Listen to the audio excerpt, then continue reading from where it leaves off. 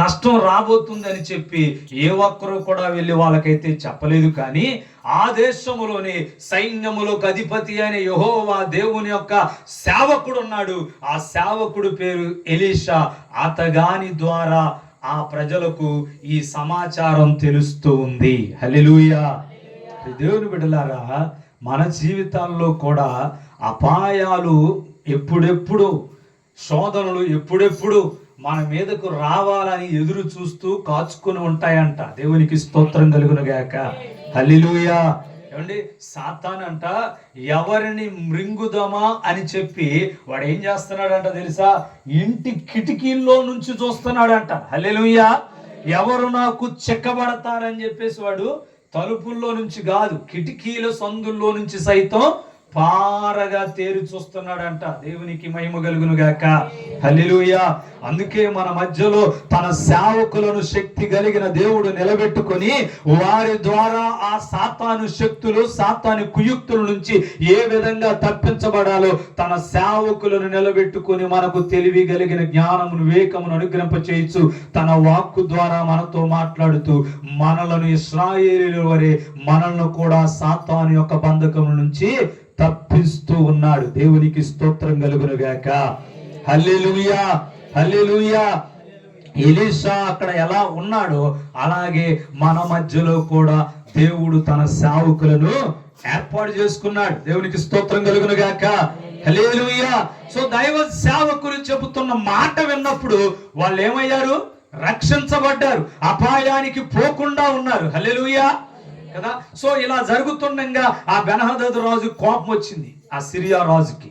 ఏమండి, కోపం వచ్చి అయితే ముందు మనం ఆ సేవకుని చంపేద్దాం. హల్లెలూయా. ఎవరిని చంపుదాం? సేవకుడు. సాతాను ప్రయత్నం కూడా అంతే తెలుసా. అసలు ఈ ప్రజలందరికీ అంత వివేకం, తెలివి అనుగ్రహిస్తున్నాడంటే ఈ అంతటికి కారణం తప్పించబడటానికి, నా చేత నా వలలో పడకోకుండా ఉండటానికి గల కారణం పాస్టర్ గారేగా. ముందు ఆయన పని పడదాం. హల్లెలూయా అని చెప్పి వాడి ప్రయత్నం, వాడి బలం దైవ సేవకుల మీద చూపించాలని చూస్తాడండి. దేవునికి స్తోత్రం కలుగును గాక. హల్లెలూయా.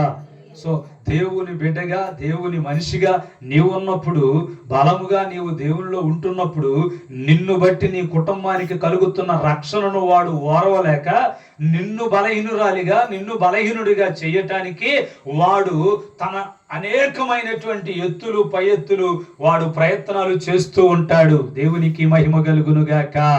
హల్లెలూయా. అలాగే ఎలీషాను చంపటానికి సిరియా సైన్యం మొత్తాన్ని పంపించాడు. ఎలీషాని చంపటానికి సిరియా సైన్యాన్ని మొత్తాన్ని కూడా పంపించాడంట. ప్రియదేవుని బిడ్డలారా, అలా పంపించినప్పుడు సిరియా సేన మొత్తం వచ్చి ఎలీషా దైవ సేవకుడు ఉంటున్న ఇంటి చుట్టూ ముట్టడి వేశారు. తెల్లవారుతూ ఉండంగా, తెల్లవారుతుందంట. ఇంట్లో పని చేసేటి పాస్టర్ గారి అన్న పాలన చూసుకునే పని చేసే ఒక దాసుడు ఇంట్లో పొద్దున్నే లేచాడు. హల్లెలూయా. పొద్దున్నే లేచి తన పని మీద బయటికి వెళ్దాం కదా అనుకొని బయటకు వచ్చి చూసేసరికి ఎటు చూసినా చుట్టూ గుర్రాలు, రథాలు, శత్రువులు కత్తులు పట్టుకుని వేసేద్దాం అన్నట్లుగా మాట్లాడుతున్నారంట. హల్లెలూయా. హల్లెలూయా. ఏం జరుగుతుంది? ఏమండి, ఈ సేవకుడి యొక్క దాసుడు, పనివాడు, పరిచారకుడు పొద్దున్నే లేచాడు. లేచి బయటకు వచ్చి తన పని విషయంలో బయట అటు ఇటు చూస్తున్నప్పుడు తనకేం కనపడిందంట? మాటలు వినపడ్డాయి. ఏంట్రా ఈ చప్పుళ్ళు, ఈ మాటలేంట్రా బాబు అని చెప్పేసి తేరు చూస్తే గుర్రములు, రథములు, వాటి మీద సైనికులు, సేన, యుద్ధము చేయటానికి వచ్చిన వారు కత్తులు పట్టుకొని ఉన్నారంట. హల్లెలూయా. ఎవరి కోసం అంటే ఆలోచన చేస్తూ కొంచెం దగ్గరగా అలా మాటలు వినటానికి ప్రయత్నం చేసినప్పుడు ఆ ఎలీషా లేవగానే చంపేయాలి మనం, బయటికి రాగానే చంపేయాలి మనం, ఆయనతో పాటు ఎంతమంది ఉన్నా చంపేయాలి మనం అని చెప్పేసి వీళ్ళు మాటలు విన్నాడంట. దేవునికి స్తోత్రం కలుగును గాక. హల్లెలూయా. హల్లెలూయా. సో కాబట్టి 6వ అధ్యాయం చూడండి ఒకసారి, ఆ మాటలు మనం చదువుతాం. ఇక్కడ 6వ అధ్యాయము 14వ వాక్యం ఒకసారి చదువుదామా?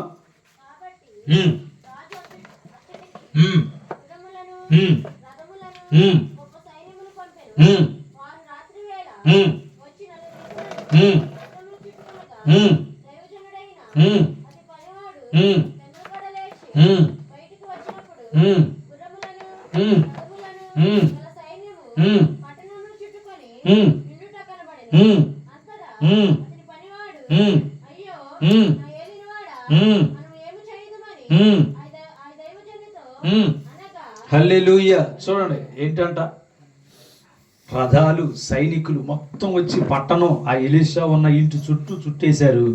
ఇక ఈ పనుడు పొద్దున్నే లేచాడుగా, లేచి బయటికి వెళ్ళి చూశాడు. చూస్తే చుట్టూ ఎవరున్నారు? శత్రువులే, సైనికులు ఉన్నారు. భయం వేసింది. ఇక అప్పుడు భయం వేసినప్పుడు ఎట్టుంటది మాట, మనం చదివినట్టు ఉండదు. హల్లెలూయా కదా. ఎలా ఉంటుందో తెలుసా? అయ్యో నా ఏలినవాడు, మన పని అయిపోయింది, మనల్ని కాపాడేవాడే లేడు, మన చుట్టూ శత్రువులు వచ్చేసారు, అమ్మో అయ్యో అని కేకలు పెడుతూ వెళ్ళాడండి. దేవునికి స్తోత్రం కలుగును గాక. హల్లెలూయా. చూడండి ఏంటంటే, కేకలు వేస్తూ దైవ సేవకుని దగ్గరికి వెళ్ళి అతనితో చెబుతున్నాడు కదా. అప్పుడు దైవ సేవకుడు అతనితో మాట్లాడుతూ అన్నాడు, భయపడొద్దు. హల్లెలూయా. చూడండి అంటాడు ఏంటంట, దైవ సేవకుడు అంటున్నాడు, రే బాబు నువ్వు భయపడొద్దురా బాబు, మన పక్షాన వాళ్ళ కంటే అధికులు, అంటే బలము కలిగిన వారు, తెలివి కలిగిన వారు, జ్ఞానము కలిగిన వారు, సామర్థ్యం కలిగిన వారు మన పక్షాన వారి కంటే అధికంగా ఉన్నారు. అంటే ఎక్కడ ఉన్నారు? నేను ఇప్పుడేగా బయటికి వెళ్ళి చూసింది. చుట్టూ చూస్తే ఎవరున్నారు? చుట్టూ చూస్తే ఎవరున్నారండి? శత్రువుల సైనికులే ఉన్నారు. మన పక్కన ఉన్నాడు ఎవడున్నాడు? నాకు నువ్వు, నీకు నేను తప్ప ఇంట్లో ఉన్నా ఎవరో లేంగా. నువ్వేంటి ఇలా మాట్లాడతావు? హల్లెలూయా. ఏమయ్యా పాస్టర్ గారు, నువ్వు ఎట్లా మాట్లాడతావు కదా అని చెప్పేసి ఈయన గారు ఆ సేవకుడైన ఎలీషాతో ఆ పనివాడు అంటున్నాడు. దేవుని స్తోత్రం కలుగును గాక. హల్లెలూయా. అప్పుడు వెంటనే ఆ దైవ సేవకుడు ఎలీషా అంటాడు, దేవునికి ప్రార్థన చేసి, ప్రభువా ఇదిగో ఇతడు చూచున్నట్లుగా, వీడు చూచున్నట్లు దయచేసి వీని కండ్లు తెరవమని ఎలీషా ప్రార్థన చేయగా, యెహోవా పనివాని కండ్లను తెరవజేసెను గనుక వాడు ఎలీషా చుట్టూను పర్వతము, అగ్ని, రథం, గుర్రముల చేత, రణముల చేత నిండి ఉండుట చూచెను. హల్లెలూయా. ఒకసారి కొట్టు, చప్పట్లు కొట్టు. ఏంటంటే ప్రభువుకి ప్రార్థన చేశాడు పాస్టర్ గారు, ఎలీషా గారు. అంటే పాస్టర్ గారు ప్రార్థన చేసి, ప్రభువా వీడికి తెలియట్లేదు, నువ్వు నా చుట్టూ ఉంచిన కాపుదల, నీ బిడ్డల చుట్టూ నువ్వు ఉంచే భద్రత వీడికి తెలియట్లా, వీడికి ఒక్కసారి కళ్ళు తెరిపించు అని ప్రార్థన చేస్తే ప్రభువు వాడికి కళ్ళు తెరిపించాడంటే, అరే ఒక్కసారి బయటికి వెళ్ళరా బాబు అని బయటికి పంపిస్తే వెళ్ళి చూశాడంట. చూస్తే దేవుని బిడ్డలారా, పర్వతముల చుట్టూ, అనగా వీళ్ళు ఉన్నటువంటి ఎలీషా అలాగే తన పనివాడు ఉన్నటువంటి ప్రాంతం చుట్టూ కూడా శత్రువులుంటే వారి చుట్టూ అగ్ని చేత మండుతున్న గుర్రములను, రథములను, సేన కత్తులతో నిలబడ్డారంట. హల్లెలూయా. హల్లెలూయా. ఎవడవాడు ఇంకా మన మీదకి వచ్చేది? దేవునికి స్తోత్రం కలుగును గాక. హల్లెలూయా. నీవు దేవునిలో నమ్మకంగా ఉండగలిగితే, నీవు దేవునిపై ఆనుకొని జీవించగలిగితే, దేవుని పక్షంగా నువ్వు నిలబడగలిగితే, దేవుని మనిషిగా నువ్వు జీవించగలిగితే, నా దేవుడు నీ చుట్టూ కూడా అగ్ని వంటి బలమైన కంచె వేయగలిగిన శక్తిమంతుడు. హల్లెలూయా. హల్లెలూయా. అప్పుడు ఈ పనివాడు పని ఏంటో తెలుసా? గంతులేటివేక. హల్లెలూయా. మరి మీరేం చెప్తారా బాబు? నాకు చుట్టూ కూడా ఎవరున్నారు? అగ్ని రథముల కాపుదల ఉంది. దేవునికి స్తోత్రం కలుగును గాక. హల్లెలూయా. ఇంకొక పాట పాడింది అక్క, ఏంటంటే ఆడాలి పాడాలి, ఆడుతూ పాడాలేదో పాట పాడారు, ఆనందంగా పాడాలి. దేవునికి స్తోత్రం కలుగును గాక. ఎప్పుడు వచ్చిందో తెలుసా ఈ ఆనందం? ఇటువంటి దేవుని కాపుదలను, దేవుని భద్రతను, దేవుని క్షేమాన్ని అనుభవిస్తున్నప్పుడు హృదయంలో పుట్టుకొచ్చింది ఈ ఆనందం. దేవునికి మహిమ కలుగును గాక. హల్లెలూయా. షడ్రకు మెషకు అబేద్నెగోలు అగ్నిగుండములో, బహువేడివి కలిగిన అగ్నిగుండంలో కాలిపోతున్నా సరే ఆనందంగా పాటలు పాడుతూ దేవుని స్తుతించారంట. కారణం ఏమిటి? అగ్ని వారిని తాకట్లేదు, మంట వారికి తగట్లేదు, బాధ వారికి పుట్టట్లేదు. దేవుని యొక్క ఆనందము వారి హృదయములో పరవశిస్తుంది. దేవునికి స్తోత్రం కలుగును గాక. కారణం ఏమిటంటే వారితో కూడా ప్రభువు ఉన్నాడు. హల్లెలూయా. హల్లెలూయా. హల్లెలూయా. ఈ రోజు నీవు నేను కూడా అలా దేవుని మనిషిగా, దేవుని బట్టి, దేవుని ఆత్మను బట్టి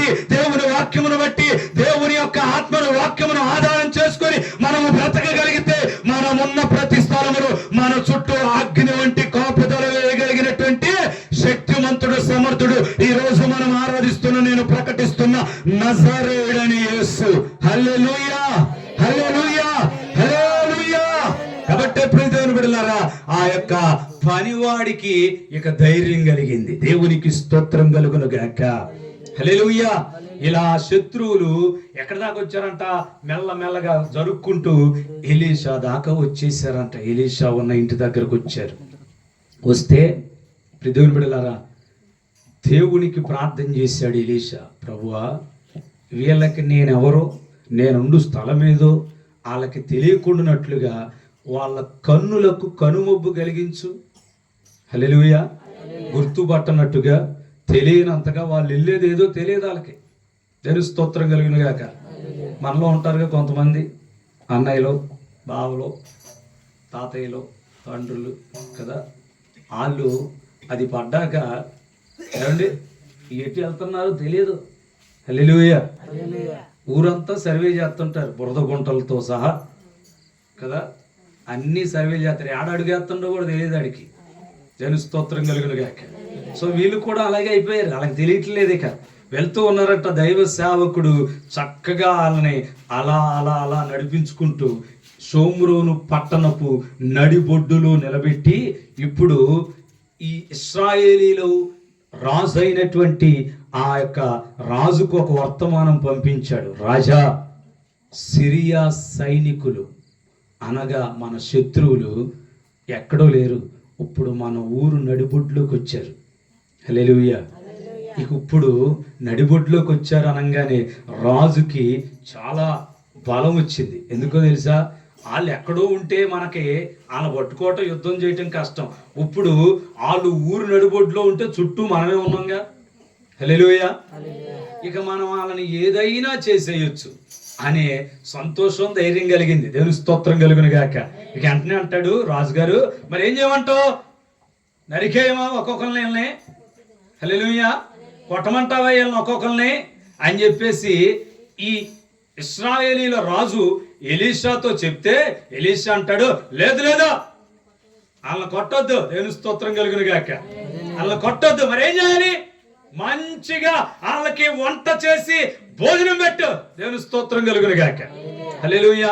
తెర దేవుని బిడ్డలారా, వీళ్ళు ఆ ఊరు మధ్యలోకి వచ్చిన తర్వాత మళ్ళా దేవుడికి ప్రార్థన చేస్తే వీళ్ళ కనువొబ్బు దొరికిపోయింది, మొత్తం అంతా వదిలింది. మొత్తం వదిలిన తర్వాత చూస్తే ఎక్కడ ఉన్నారో తెలుసా? వాళ్ళు బురదగుంటలో ఉన్నామని తెలుసుకున్నట్లుగా వీళ్ళకి కూడా, అర్రే శత్రువుల ఊరు మధ్యలోకి వచ్చేసామా, శత్రువుల మధ్యలో చిక్కుపడిపోయామా, ఇప్పుడు వీళ్ళు మనల్ని ఏం చేస్తారో, ఇప్పుడు మనల్ని వీళ్ళు బతకనిస్తారా, మనల్ని చంపేస్తారా, లేక మనల్ని బానిసలుగా ఇక్కడ పాలేరులాగా బానిసలుగా వెట్టి చాకిరి కోసం ఉపయోగించుకుంటారా, ఏంటి మన పరిస్థితి అని ఒకడొక్కొక్కడు వాడి గుండెల్లో ఏం కలుగుతుందంటే భయం. హల్లెలూయా. సిరియా సైనికుల యొక్క గుండెల్లో భయం, బెదురు పుట్టుకొచ్చింది. దేవునికి స్తోత్రం కలుగును గాక. హల్లెలూయా. అయితే ప్రియదేవుని బిడ్డలారా, వాళ్ళు అది తెలుసుకొని కంగారు పడుతూ భయపడుతూ ఉన్న సమయంలో, ఇంకేముంది ఎవడన్నా వచ్చి చంపేస్తాడేమో అన్నట్లుగా భయపడుతున్న సమయంలో దేవుని సేవకుడైన ఎలీషా అంటాడు, వీళ్ళకి భోజనం పెట్టండి అన్నాడు. సరే అని చెప్పేసి రాజుగారు వంట రెడీ చేయిస్తున్నాడు. అప్పుడు వీళ్ళు అనుకుంటున్నారు, ఊరు రాజుగారు వంట చేపిస్తున్నారు, కడుపు నిండా కమ్ముదీరగా పెట్టి చంపేస్తారేమో. హల్లెలూయా. ఏమండి, మేకను కొనుక్కొస్తాం కోసుకు తినటానికి, ఏం చేస్తాం? దానికి కట్టేసి కదా, అది ఎతుక్కునే పని లేకుండా మేత అంతా తీసుకొచ్చి దాని ముందు పెడతాంగా. అప్పుడు అది అనుకునేది, అబ్బా ఆ పనికి మాలోడు పొలాలమ్మటే, గట్లమ్మటే, కాలువలమ్మటే, పొట్లమ్మటే తిప్పి తిప్పి తిప్పి ఎండలో తిన్నగా మేతే పెట్టాడు కాదు. వీడు చూడు, నన్ను కట్టేసి నేను కదలకుండా నీళ్ళలో పెట్టి మేతంతా తీసుకొచ్చి నాకు ఎత్తనీడు, ఎంత మంచోడో అనుకునిద్దంట. హల్లెలూయా, హల్లెలూయా. దేవుని బిడ్డలారా, అనుకొని తీరా అది చక్కగా తిని ప్రశాంతంగా ఉన్న టయానికి ఇక రా అని తీసుకెళ్ళి ఒక్క ఏటికి తలకాయ బాడీ వేరు చేసి చక్కగా వీడు తింటాడు కదా. హల్లెలూయా. సో కాబట్టి మేకైనా గుర్రైనా ఎవరు నమ్మిద్దంటే కదా, కసాయం అని నమ్మిద్దంట. దేవుని స్తోత్రం కలుగును గాక. హల్లెలూయా. శత్రువైన సాతాను కూడా మనకి ఈ లోకంలో, దేవుని బిడ్డలారా, మనకి అన్ని చాలా సౌఖ్యంగా, సంతోషంగా, ఆనందంగా మనం సుఖపడేవి, మనం నవ్వుకునేవి, మనం సరదాగా గడిపగలిగేవి, మనకి అట్టు అనుభూతులు, అట్టు అనుభవాలను మన ముందు పెడతా ఉంటాడు. ఇంకేముంది, ఇక్కడ కాసేపు ఉంటే సంతోషంగా ఉంటాం అనిపించింది. ప్రభు అంటాడు, ఇదిగో అపహాసకుల మధ్య నువ్వు కూర్చోవద్దురా బాబు అని చెప్పాడు. హల్లెలూయా కదా. కానీ వీడేం చేస్తారు, ఇక్కడ ఉంటే కాసేపు సరదాగా ఉంది కాబట్టి ఇక్కడ కాసేపు ఉందాలే అని కూర్చోబెట్టేస్తాడు. దేవుని స్తోత్రం కలుగును గాక. హల్లెలూయా కదండి. సో కాబట్టి వీళ్ళు కూడా ఏమనుకుంటున్నారంటే, ఇంకేముంది, కడుపు నిండా అన్నం పెట్టి అప్పుడు వేసేస్తారేమో, మమ్మల్ని చంపేస్తారేమో అనుకుంటున్నారు వీళ్ళు. దేవుని స్తోత్రం కలుగును గాక. తీరా భోజనం అయిపోయింది. భోజనం అయిపోయిన తర్వాత మరి ఏంటి పరిస్థితి, ఇదిగో ఎలీషా అంటున్నాడు, వాళ్ళని ఏ దారిని వచ్చారో ఆ దారిలో పంపించేయండి అంటే, దారిలో వెళ్తుండగా వెనకాల ఒక్కొక్కరిని పట్టుకుని వేసేస్తారేమో. హల్లెలూయా. అలా వాళ్ళు మరలా సిరియా దేశం వెళ్ళే వరకు కూడా ఒంట్లో వణుకు పోలేదండి. దేవునికి మహిమ కలుగును గాక. హల్లెలూయా. సిరియాలో అడుగు పెట్టే వరకు వారికి ఏ చిన్న హాని కూడా కలగలేదు. అది చూచిన వారు, అమ్మో వాళ్ళు సామాన్యులు కాదు, వాళ్ళ చేతికి చిక్కిన మమ్ములను ఏ పరిస్థితిలోనైనా, ఏ స్థితిలోనైనా చంపకటానికి అవకాశం ఉండినను మమ్మల్ని విడిచిపెట్టారు కాబట్టి ఇది మొదలుకొని మేము వారి మీదకి యుద్ధానికి వెళ్ళం అని చెప్పేసి అలా యుద్ధానికి వెళ్ళకుండా ఆగిపోయారంట. దేవునికి స్తోత్రం కలుగును గాక. హల్లెలూయా. అలా కొంతకాలం యుద్ధాలకు వెళ్లకుండా వాళ్ళు ఆగిపోయారట. చదువుదామా, ఆ మాటను చదువుదామా? చూడండి 23వ వచనం 6వ అధ్యాయంలో. సిద్ధపరచగా వారు అన్నపానములు పుచ్చుకొని రాజు సెలవు పొంది తమ యజమానుని యొద్దకు పోయిరి. అప్పటి నుండి సిరియనుల దండు వారు ఇశ్రాయేలు దేశములోనికి వచ్చుట మానిపోయేను. హల్లెలూయా. సో ఇక అప్పటి నుంచి మళ్ళీ ఈ ఊరికి కానీ ఈ శత్రువుల మీద కానీ రావటానికి కొంచెం కూడా ధైర్యం చేయలేకపోయారు. దేవునికి మహిమ కలుగును గాక.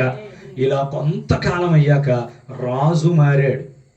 సిరియా వాళ్ళకి రాజు మారాడు. కొత్తోడు వచ్చి అంటాడు, ఏంట్రా ఆమె చూసి భయపడేది కదా, వెళ్ళిపోదాం పదండి అని చెప్పేసి, ఈసారి పిచ్చితనంగా వెళ్ళొద్దు, మనం తెలివిగా వెళ్దామని చెప్పేసి బయలుదేరారు.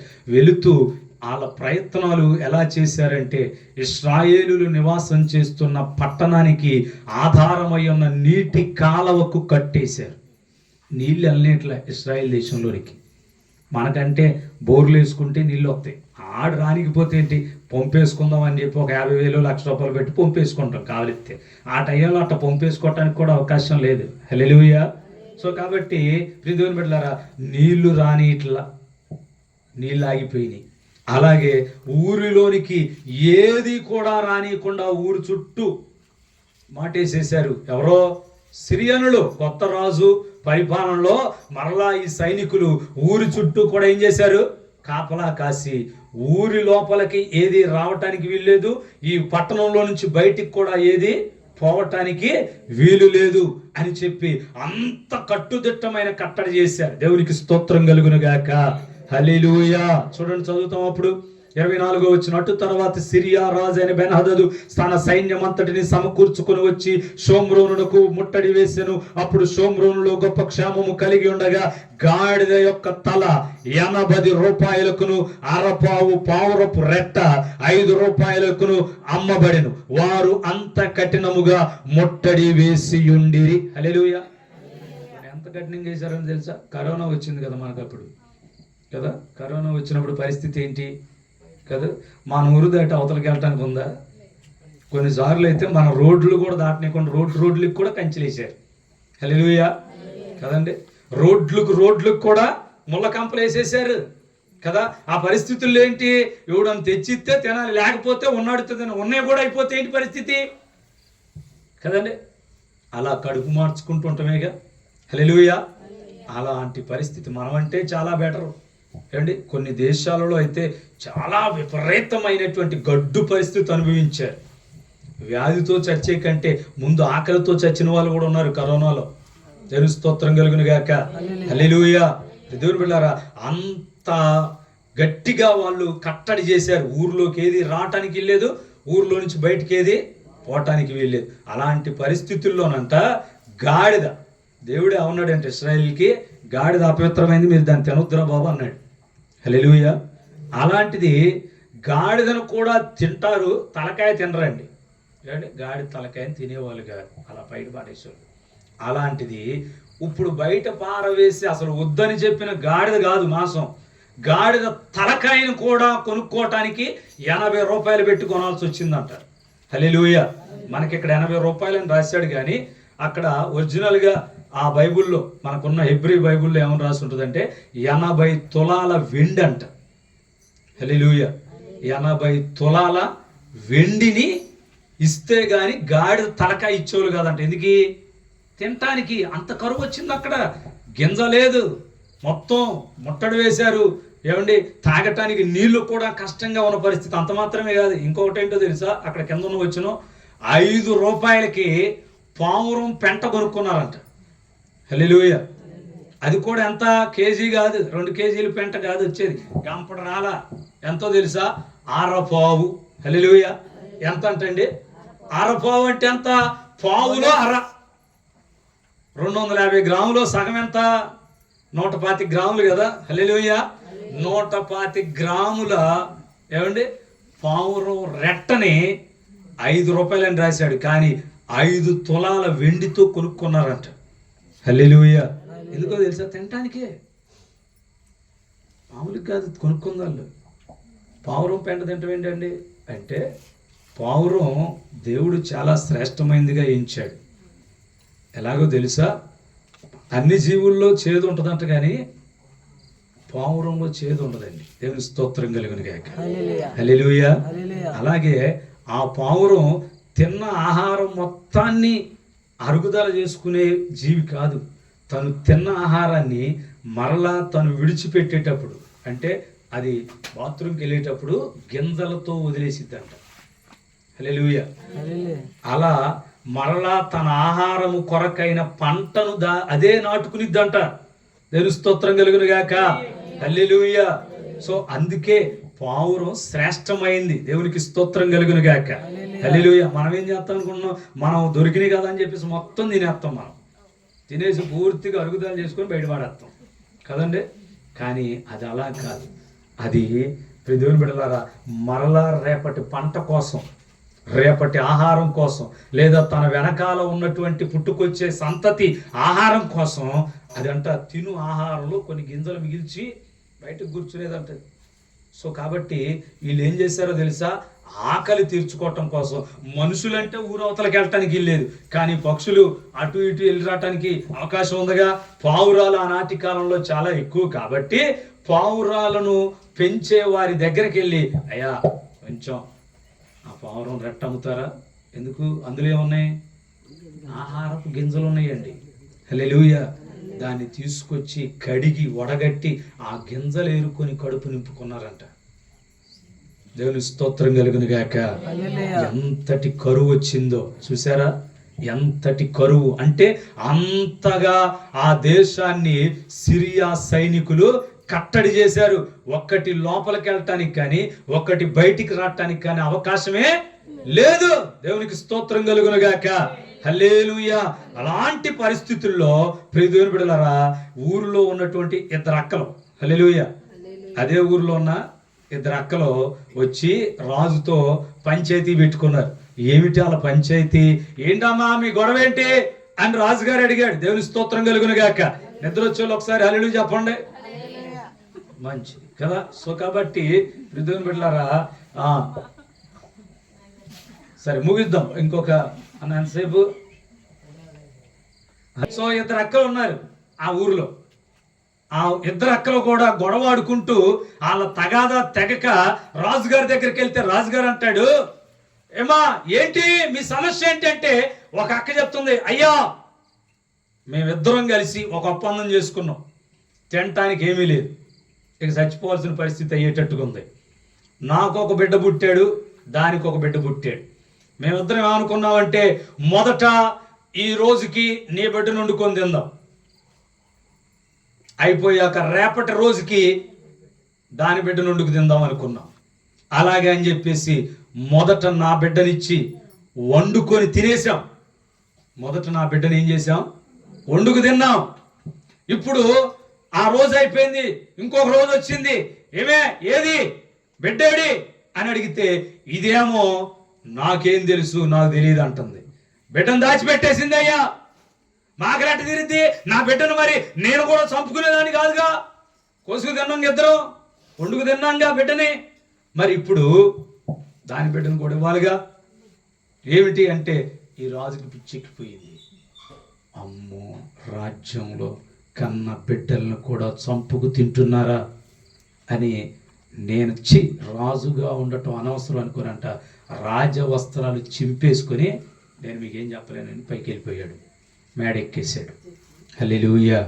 ఏం చెప్పట్లా, వాక్యం అదే ఉంది అక్కడ, తెలుసా? ఉంది కదా. చూడండి 29వ వచనం 28 నుంచి. నీ విచారమునకు కారణమేమని అడగగా అది, ఈ స్త్రీ నన్ను చూచి నేటి ఆహారమునకు నీ బిడ్డను ఇమ్ము, రేపు మనము నా బిడ్డను భక్షించుదు అని చెప్పినప్పుడు మేము నా బిడ్డను వంట చేసుకుని తింటిమి. అయితే మరునాటి యందు నేను దాన్ని చూచి నేటి ఆహారమునకు నీ బిడ్డను ఇమ్మని అడిగితిని గాని అది తన బిడ్డను దాచిపెట్టినని చెప్పెను. హల్లెలూయా.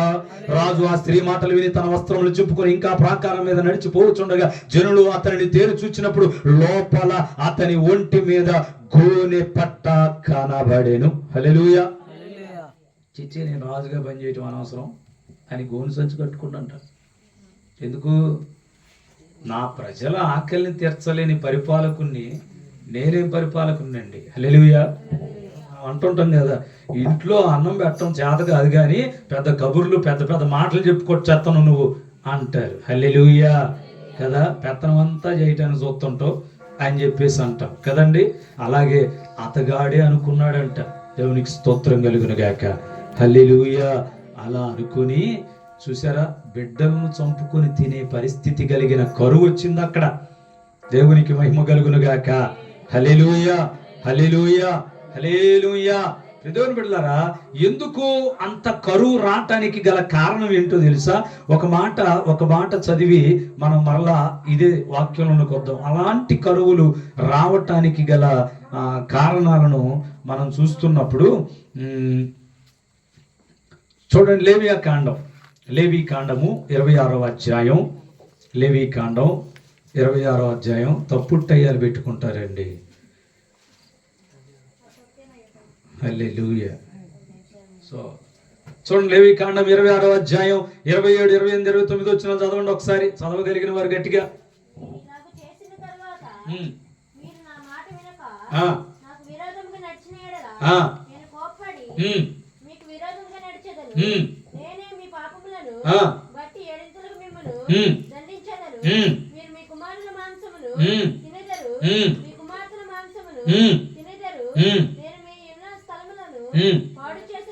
చాలు చూడండి. హల్లెలూయా. ఏంటంట, ఎందుకు వీళ్ళు బిడ్డలను చంపుకునే తినే అంత కరువు రావటానికి కారణం ఏంటో తెలుసా?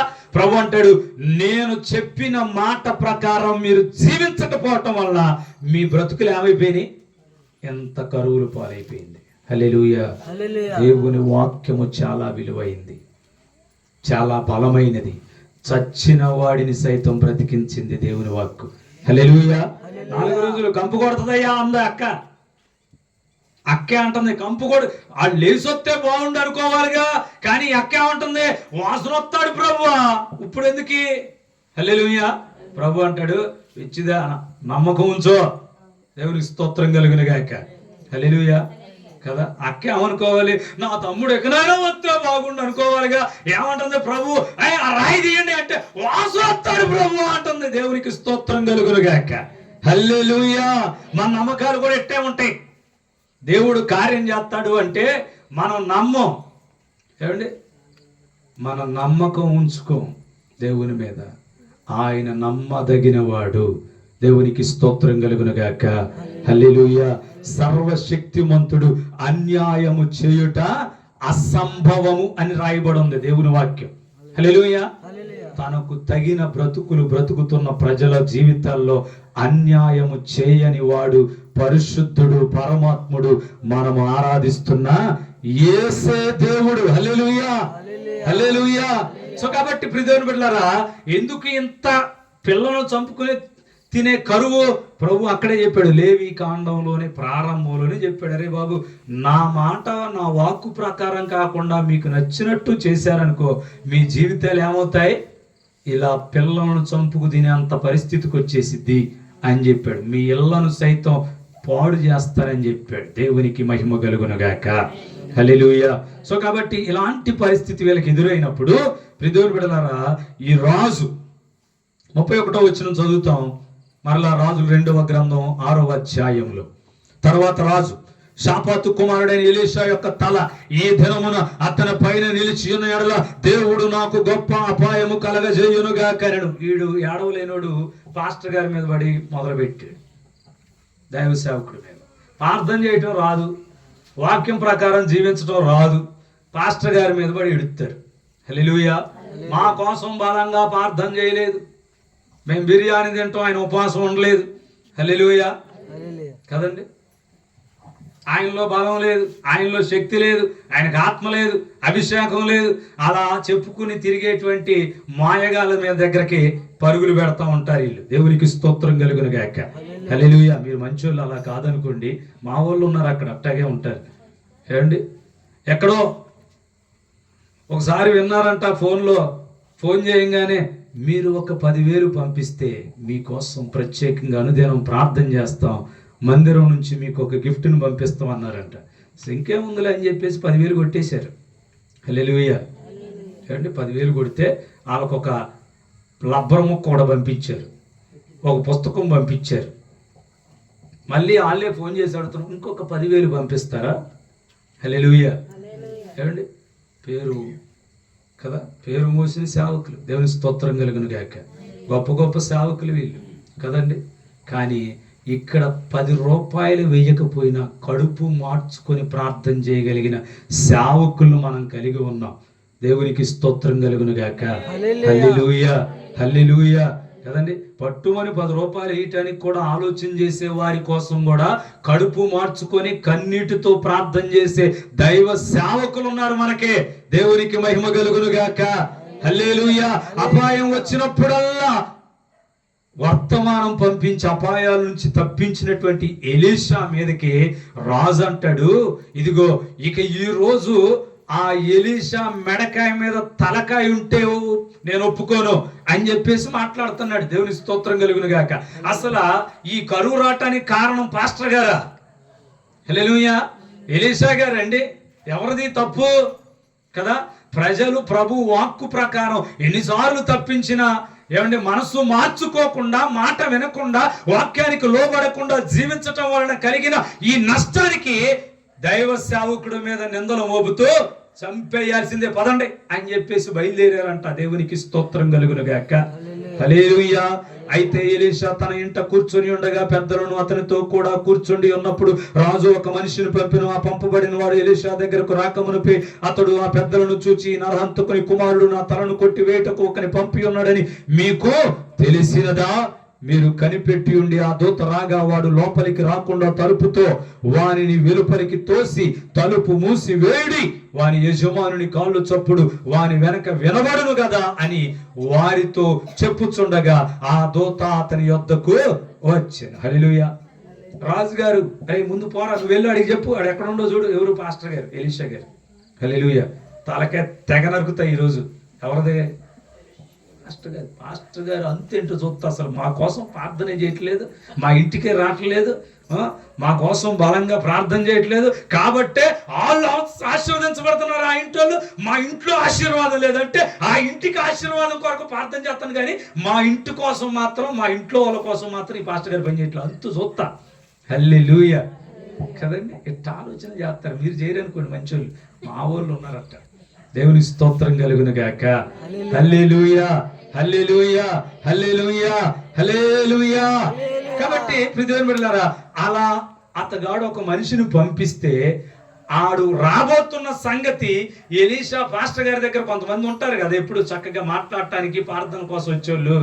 అలా ఉన్నవారితో ఈయన ఆల్రెడీ చెప్తున్నాడు, రాజు ఎలా ఆలోచన చేసి ఒకరిని పంపిస్తున్నాడు చూడండి అనగానే ఇలా మాటలు అయిపోయేలోగా ఆడు వచ్చి నిలబడ్డాడు అక్కడ. హల్లెలూయా. ఇంకేముంది, నేను వేసేస్తాడు మా రాజుగారు, ఇయ్యాల మామూలుగా ఉండదు నీకు అని చెప్పి పాస్టర్ గారిని భయపెట్టడానికి ఒకడు వచ్చేసాడు ఇక్కడికి. దేవుని స్తోత్రం కలుగును గాక. హల్లెలూయా. ఆడు వచ్చే లోపు వెనకాలే ఆడికి కూడా ఆగల, ఎవరికి, రాజుగారికి కూడా ఆగల. ఆడు వెళ్ళి ఏం చెప్తున్నావు ఏమో, నేను కూడా వెళ్ళాల్సిందే, ఎందుకు, పాస్టర్ గారి మీదగా. హల్లెలూయా కదా. ఆల్రెడీ ఒకడు వెళ్ళేసరికి ఇంకా వెనకాల ఎంతమంది అయినా తగుదనమ్మా అనుకుంటూ బయలుదేరి వచ్చేస్తారు. దేవునికి స్తోత్రం కలుగును గాక. హల్లెలూయా కదండి. ఎవరు సులకనంటే ఏనే కదండి, పాస్టర్ గారు సులకన ప్రతి ఒక్కరికి. పాపం ఏంటంటే నోట్లో నాలుక లేనిలాగా అలా ఉంటాడు. వాక్యం అప్పుడే నాలుక వచ్చింది, కానీ మిగిలిన సందర్భాల్లో నాలుకలు బయటికి రావు మాకు. దేవునికి మహిమ కలుగును గాక. హల్లెలూయా హల్లెలూయా. సో కాబట్టి ప్రియదేవుని బిడ్డలారా, అలా రాజు కూడా వెనకాల వచ్చాడు. రాగానే ఆ రాజును చూసి ఎలీషా మాట్లాడుతున్నాడు. ఏమంటున్నాడంటే, అప్పుడు ఎలీషా రాజుతో ఇట్లనెను, యెహోవా మాట ఆలకించుము. రాజుగారితో వచ్చాడుగా, చంపేద్దామని వచ్చిన అతనితో అంటాడు, రాజా దేవుడు ఒక మాట చెప్తున్నాడు, చక్కగా విను. ఏంటి ఆ మాట అంటే, యెహోవా సెలవిచ్చినదేమనగా, రేపు ఈ వేళ కంటే ఇదే టయ్యానికి, ఆడు వచ్చిన టయ్యానికి, ఇప్పుడు టయ్యం కాదనుకోండి, ఆలు కలుసుకున్న టయ్యం. హల్లెలూయా. ఇదే వేళకు షోమ్రోను అనగా మన ఊరు ద్వారం, అంటే ఊర్లోకి వచ్చే ఆ పొలిమేర దగ్గర ఏం జరిగిద్దంట, ఇదిగో 1 రూపాయికి మానికడు సన్నన పిండి, అదే 1 రూపాయికి 2 మానికల అవలు అనగా తిను గింజలు అమ్మబడతాయి, కాసుకున్నాడంట. హల్లెలూయా. 5 రూపాయలు పెట్టిన అర కేజీ పెంట రాట్లా, ఏంటిది, పావురం పెంట కదా. అలాంటిది ఈ పాస్టర్ గారు అంటాడు, రేపు రూపాయికి 2 మానికల గింజలు దొరికితే చూసుకో. రేపు ఇదే టయ్యానికి రూపాయికి మానికడు మిల్లాడిన పిండి దొరికిద్ది. హల్లెలూయా. సన్నని మెత్తని పిండి దొరికిద్ది, చూసుకో అంటే. ఈ రాజు వచ్చాడుగా, రాజు వచ్చేటప్పుడు ఒక్కడే రాడు కదా, అతగాడు వస్తాడంటే అతనితో పాటు ఆయన సైనికులు వస్తారు, కొంతమంది మంత్రులు, అధికారులు, ప్రధానులు ఇలా వస్తారుగా. వాళ్ళల్లో ఒకడు వచ్చాడు. ఈ పాస్టర్ గారేమో, ఇదిగో రాజా ఇలా విను అనగానే ఆ వింటాలి అని చెప్పేసి ఈ రాజు గారు ఆ పక్కన వచ్చినటువంటి ఒక మనిషి మీద ఆనుకున్నాడంట. ఈ ఆనుకున్నోడికి కొంచెం ఎక్కువ అయిపోద్ది అప్పుడు. హల్లెలూయా. పక్కన ఒక మనిషి అండ దొరికింది అనుకోండి, ఆడు కొంచెం గట్టోడు అనుకోండి, వీడు ఆగడం. దేవుని స్తోత్రం కలుగును గాక. హల్లెలూయా. వానర్ గారు ఉన్నప్పుడు కుక్క ఆగదు, ఎట్టైనా అరుతుంటది. అదే వానర్ లేకుండా ఉన్నాడు అనుకో, అది మెల్లగా కూర్చునిద్దంట. దేవుని స్తోత్రం కలుగును గాక. హల్లెలూయా కదండి. తండ్రి ఉన్నప్పుడు పిల్లోడు గంతులేస్తుంటాడు, కేకలు పెడతాడు, రండి రాప్పుడు మా నాన్న వచ్చిండు అంటాడు. అదే లేడు అనుకో, ముడుచుకొని మెల్లగా వెళ్ళిపోతుంటాడు. హల్లెలూయా. అలాగే ఇప్పుడు ఈ అధిపతి మీద చెయ్యేసేసరికి ఇంకేముంది, రాజుగారు నా మీద చెయ్యేశాడు, నేను అంతటి టాలెంట్ అని చెప్పి ఈ అధిపతి అంటాడు. ఏమిటి, దేవుడు ఆకాశంలో ఉన్న కిటికీలు తెరిచినా గాని అలా జరగదు. హల్లెలూయా. ఎలా, రూపాయికి సన్నని మానికడు పిండి, 1 రూపాయికి 2 మానికల తిను గింజలు దొరకవు. ఎప్పుడంట, దేవుడు ఆకాశం కిటికీలు తెరిచినా గాని అలా జరగవో అని చెప్పేసి వీడు కోతలు కూస్తూ ఉంటే దైవ సేవకుడు అంటాడు, దేవుని బిడ్డలారా, ఇదిగో నువ్వు అది కన్నులారా చూస్తావు కానీ ఆటి నువ్వు తెల్లెవరా బాబు. దేవుని స్తోత్రం కలుగును గాక. ఎవరితో, ఇడు కారు కోతలు కూసాడుగా, అధిపతి రాజు అండుంది కదా, చెయ్యి నా మీద వేసాడు, ఇంకేంటే నాతో ఉన్నాడు అనుకొని కదా గొప్పలు చెప్పుకుంటూ మాట్లాడాడుగా. వీడిని అంటాడు సేవకుడు, నువ్వు అది చూస్తావు కళ్ళతో కానీ తినలేవు. దేవుని స్తోత్రం కలుగును గాక. కొంతమంది ఇలా ఉంటారండి పాపం కదా, ఎంతో ఆశపడుతుంటారు, అనుభవించాలి, ఉండాలి, ఇవన్నీ చేయాలి. ఒకడు ఉన్నాడు పాపం బైబిల్లో కదా, వాడంట ఆశపడి పంట బాగా వేసి పండించుకొని ఉన్న కొట్లన్నీ కదా విప్పదీసి పెద్ద పెద్ద గుడారాలు కట్టించుకొని వాటి నిండా గింజలు పెట్టుకొని వాటి ముందు కాలు కుర్చీ వేసుకొని కాలు మీద కాలు ఊపుకుంటూ, నా ప్రాణమా ఇక నీకు తిరగలేదు, తిను తాగు సుఖించు అన్నాడంట. హల్లెలూయా. సెకండ్ అట్ట మాట ఆగిపోయింది. వెంటనే వచ్చారు, అరే బాబు నీ ప్రాణం తీసేయమన్నారా. హల్లెలూయా కదండి. ఇలా ఉంటారు. ఎందుకు అంటే మనమంట మనకున్న దానిని బట్టి అతిశయించుట కాదు. హల్లెలూయా. అతిశయించువాడు ప్రభువునందే అతిశయించాలి. హల్లెలూయా. అతిశయించువాడు, ఆనందించువాడు ప్రభువును బట్టే ఆనందించాలి, అతిశయించాలి. దేవునికి మహిమ కలుగును గాక. హల్లెలూయా, హల్లెలూయా, హల్లెలూయా. సో కాబట్టి ప్రియమైన బిడ్డలారా, తీరా ఏం జరిగింది? ఇప్పుడు ఇలా మాట జరిగింది కదా, ఇప్పుడు రాజు సర్లేరా ఈ రోజుకి ఈ పాస్టర్ గారిని వదిలేద్దాం, మెడకాయ మీద తలకాయ తీసేద్దాను కదా బయలుదేరింది. హల్లెలూయా. సో ఈ రోజు వదిలేద్దాం, రేపు ఇదే టైం అన్నాడుగా, ఈ రేపుడు దాకా చూద్దామని చెప్పేసి సర్దుకొని ఇంటికి వెళ్ళిపోయారు. దేవునికి మహిమ కలుగును గాక. హల్లెలూయా. సర్దుకొని ఇంటికి వెళ్ళిపోయిన తర్వాత జరుగుతున్న పరిస్థితిని చూస్తాం. చూడండి.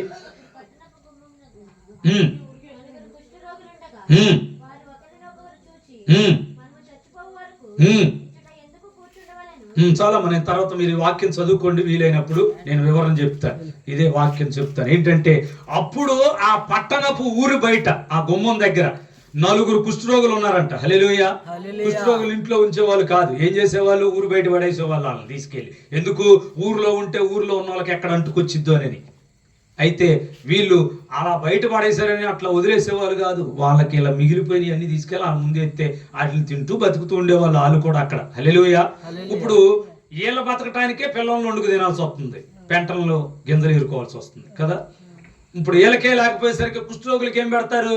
కాబట్టి వీళ్ళు అంటున్నారు, అరే మనం ఇక్కడ 4 కుష్ఠరోగులు అని అంటున్నారు, ఎరా మనం ఇక్కడే ఉంటే చచ్చిపోతారా, ఊర్లో పోదామంటే ఊర్లో కూడా కరువే. అలా కాదని చెప్పేసి సిరియన్లు ఉన్నారుగా, శత్రువులు మన చుట్టూ ముట్టేశారుగా, వాళ్ళు మనల్ని తినటానికి ఏమీ లేకుండా చేశారు, కానీ వాళ్ళైతే తినటానికి బాగానే తింటున్నారు.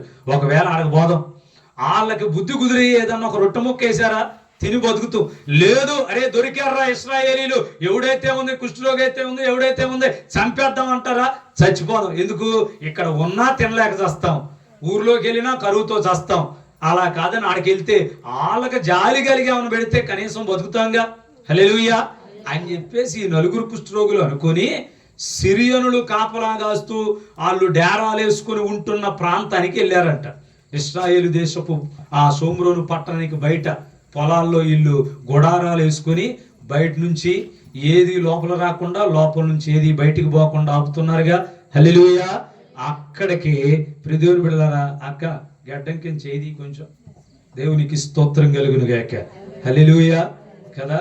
ఎందుకు అంటే అది మనకి కదా ఎంత ధైర్యాన్ని ఇచ్చిద్దో. దేనికి? హల్లెలూయా, హల్లెలూయా, హల్లెలూయా, హల్లెలూయా కదా. సో కాబట్టి ప్రియదేవుని బిడ్డలారా, ఏం జరిగింది? ఈ 4 ఆడికి వెళ్ళిపోయారు. ఆడికి శత్రువులు డేరాలు వేసుకొని ఊర్లోకి ఏది రానియకుండా చేస్తున్నారే, అక్కడికి వెళ్ళారు. వెళ్ళి చూస్తే ఆ డేరాలలో, ఆ గుడారాలలో సిరియా దేశపు సైనికుడు అనబడేవాడు ఒక్కడ కూడా లేడంట. హల్లెలూయా. ఏం జరిగింది అంటే 6వ అధ్యాయంలో మనం చదువుకున్నామే, ఆ 16, 17 వచనాల్లో ఏం చదువుకున్నాం? ఎప్పుడైతే దైవ సేవకుడు అయ్యా ఈ పనుడు కళ్ళు తెరిపించని ప్రార్థన చేస్తే ఆడు కళ్ళు తెరిచి చూడంగానే ఏం కనపడింది? గుర్రములు, అగ్ని రథములు, అగ్ని సైనికులు కనపడ్డారు కదా. వాళ్ళందరూ కూడా అంట ప్రియదేవుని బిడ్డలారా, వాళ్ళ రథములు, రౌతులు, గుర్రముల శబ్దములు ఈ గుడారాలలో మాటేసుకుని కూర్చున్న సిరియనుల చెవులకి వినబడి భూమి దద్దరిల్లిందంట. దేవునికి